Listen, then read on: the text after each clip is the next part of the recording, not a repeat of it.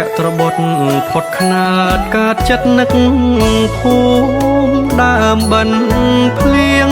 ធំចិញ្ជ្រុំលិចព្រៀបភ្លឺស្រាយ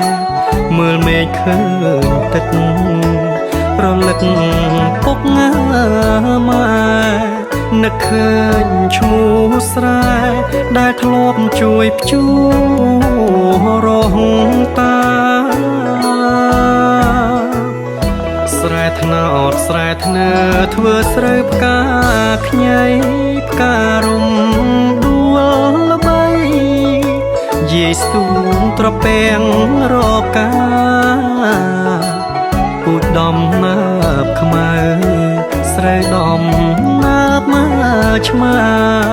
សាបថ្នាលស្រែចាស្ទូងក្នុងអំពកក្រសាំងស្រែព្រីងស្រែស្លែងស្រែចៃស្រែស្ដៅអំពើក្របើក្រឡាញ់ស្រឡៅរត់ទាំង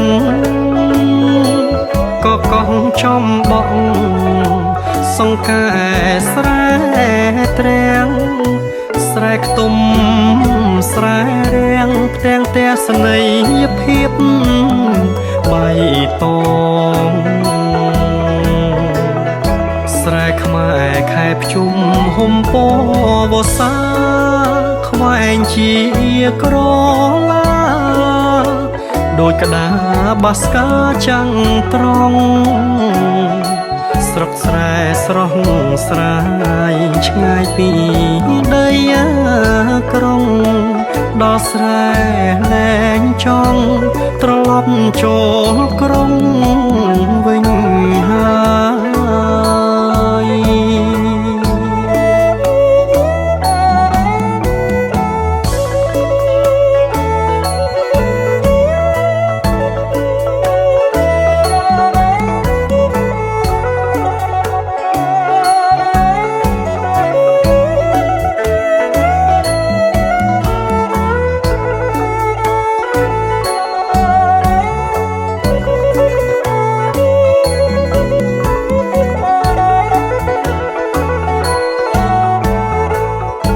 ស្រែលើស្រែក្រោមឆោមដូចគុំនូសត្វពន់អិនធ្នូចុះធ្លោសំកាំងដូចចុងផឹកទឹកក្រោយពេលមេឃរាំងថ្ងៃទៀបភ្នំបាំងគួរឲ្យរមនីចិត្តណាស់ឈ្មោះស្រែខ្មែរហៅតាំងពីដូនតាសញ្ញាសញ្ញាសម្គាល់ទីតាំងភូមិសាស្ត្រភ្ជាប់នាមរុក្ខជាតិសែនពីរស់ងាណាស់បនភ្ជុំនឹកផ្ទាំងនឹកភូមិដែលផ្ដល់កំណើតភ្ជាប់នាមរុក្ខជាតិសែនពី